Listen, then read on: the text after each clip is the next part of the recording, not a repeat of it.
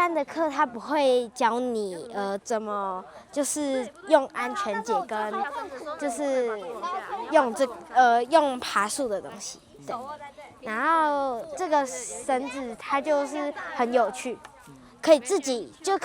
讓自己上去。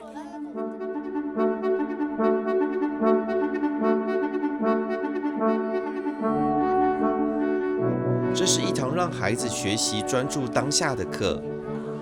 我覺得是專注，因為我覺得小朋友他其實如果不專心，他其實根本听不懂你当下在說什麼。尤其是当他緊張的時候，他只會活在自己的世界裡面。大人也是如此，不是嗎？所以我覺得專注跟他有沒有辦法了解自己身體目前的狀況，是我覺得對於幼齡或者是小朋友是最重要的一環。我覺得爬多高倒是其次，他的肌力好不好是其次，但是他會專心，然後他會懂得听重點。然後了解自己的身体，我覺得这3個部分是在幼童跟小學生學攀樹最好的一個體驗。這也是一堂讓孩子從自然場景中挑戰自我，並且學會觀察樹林間生態發展的學習課程。攀樹其實在這個過程當中啊，他除了認識環境之外，他也是在挑戰自我。然後除了挑戰自我之外，還有另外一個就是他們要學習跟人家合作，然後學習聆聽，然後在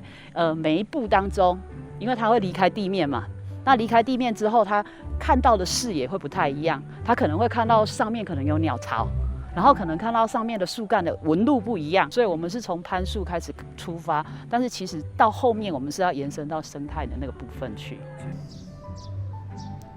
學習不該被圍牆所限。南投縣草屯鎮平頂國小帶着孩子來到台中新社高中，在繩索與枝幹間用全新視角認識森林。對平頂的孩子來說，樹林並不陌生。校方一直以來的教育重心就是引導孩子走入自然，與樹對話。從學校旁800多年的平頂大神木到新社的攀樹體驗，每一棵樹都是孩子學習成長最好的教材。平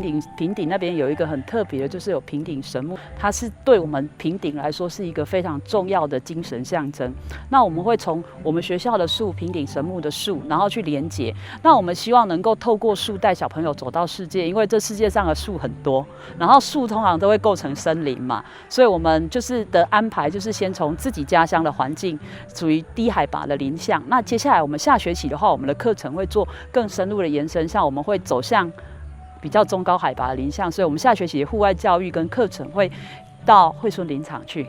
那個場域又完全不同，讓孩子看到不同的樹型、不同的生態，然後從這裡去看到世界。然後在更下一個學期，我們的安排是要去海濱林相，就是要到那個台江去看那個紅樹林，然後還有那邊的林相的不一樣，然後讓他們去做對比。然後对比之後，他才心裡有不同的光譜之後，他可以從樹林去認識不同的世界。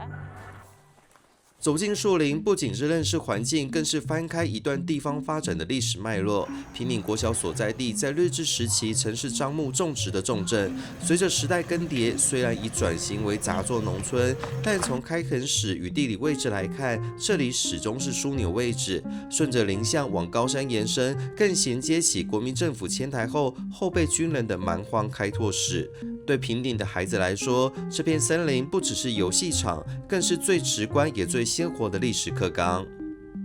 那跟我們南投縣有息息相關的，它的其中的一個主軸裡面是有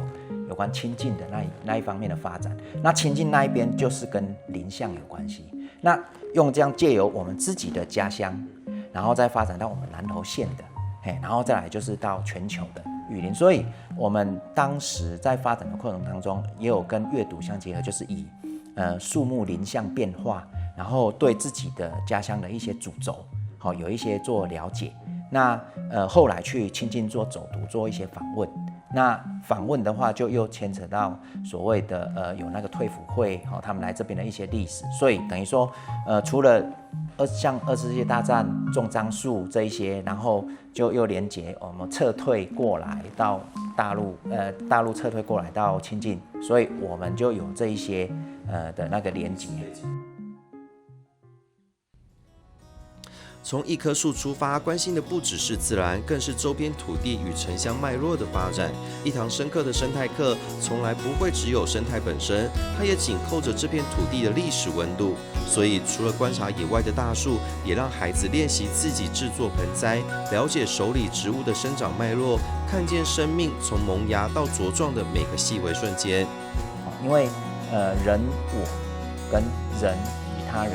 然後人與環境，這是3個階段。那我們在小時候，我們先建立他人我的部分，他先簡單的我們教他跟樹的對話。那環境上他有感受到之後，他自然而然就會內化到他的心目中，然後去影響其他人來保護我們自己的環境。對，是用這樣的一個概念來規劃我們的課程。對，因為我們是希望讓他們認識更多的植物啦，但是植物的東西基本上感覺很遙遠，所以我们那個時候希望的是說做一個植栽，讓他可以帶回去，把它從一個芽開始照顧，然後讓它這些植物都會長大嘛，長大之後本來是一個裝飾品，或許他就可以把它移到盆栽去，那移到盆栽之後，或許在他家他自己也可以種一棵樹。那我們的意念是一個小芽的意思啦。那一天的活動就是最主要也是希望家長能夠透過這個課程看到我們帶小孩子在做什麼，然後也讓家長參與。坪林國小的森林教學打破了教室框架，將環境教育、在地文史與五感體驗緊密結合。從家鄉的800年神木出發，延伸至低中高海拔的林相觀察，孩子們在繩索與枝幹間學到的不只是攀爬技巧，更是對土地脈絡的深刻記憶。這堂以樹為名的生命課程，讓教育回歸自然，孩子也從認識家鄉出發，進而長出俯瞰世界的視野。